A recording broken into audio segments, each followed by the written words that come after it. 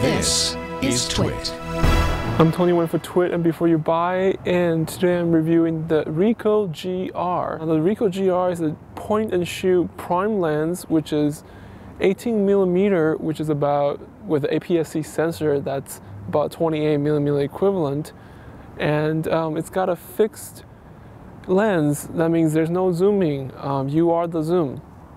You want to get a closer shot, go over there. The aperture is f2.8, which is pretty fast for the point and shoot, and ISO is crazy. It goes up to way too high, and you should never go past 1600 at most, if you can help it. So this camera it's in a very interesting position in the market. It's competing against the Fujifilm X100S, the Leica X2, and its closest competitor is probably Sigma or the Nikon Coolpix A. So what sets this thing apart is that this is one of the most affordable APS-C prime lens digital camera you can get right now in the market. It's quote-unquote pocketable because there is barely any intrusion from the lens when the camera is off. So it does fit in your pants if you force it. The image quality is very good. You can shoot RAW obviously and burst mode at 4 frames per second, but you can't do that for very long because of buffering in the camera. Image quality is good in RAW mode. JPEG is pretty good as well, but you just can't go any lower than 1600 on the ISO. There is a ring around the lens that lets you put lens hood on it as well as a wide angle adapter. But you wouldn't want to do that because that would just increase the bulkiness of the camera, which defeats the whole purpose of getting this camera.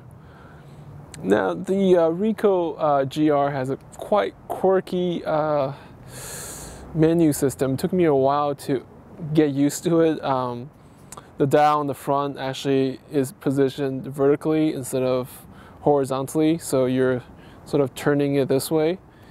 The control that I have issues with is the toggle, the left and right toggle switch that you use with your thumb on the back of the camera. I always wanted to turn it, but it's only toggles left and right. And to change the setting mode between your AV, TV, and your manual, there is this little button that you have to press before you can turn the dial every time. So that's an extra thing that's supposed to help from changing the modes by accident, but actually kind of slows you down if you're trying to go into movie mode.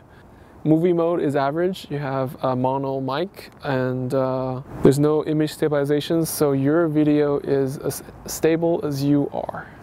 I have noticed that when the camera is in macro mode, it sort of slows down your focusing time for the whole focal range. So the auto-focusing light is green just like all the other Pentax cameras out there, and in low light situation, this light is very powerful. It's blindingly powerful. And so I turned it off and noticed that with it off, the camera has a very hard time focusing in dark situations, such as, you know, an evening out with your coworkers, the holiday party perhaps.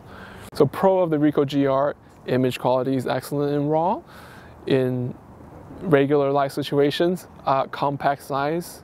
It's hard to come by an APS-C sensor camera that fits in your pocket. And the price, this is the cheapest camera in its class. Con, control is kind of awkward, trying to stumble through the menus. I cannot find things at times when I need to adjust them on the fly.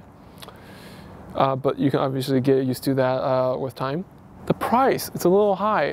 I talked to my coworkers, people who was into photography, and they all thought that $800 is a little high for an APS-C sensor camera, and they would actually just get a DSLR at that price range. So buy, try, or don't buy, I'm gonna give this a try. Unless you're the very small percentage of people who already have a set of DSLR equipment and you're looking for a backup camera, you're looking for something that's more compact, you can stick in your pants, you're probably not gonna buy this camera at this price range. I'm 24 Twin Before You Buy, and this is the Ricoh GR.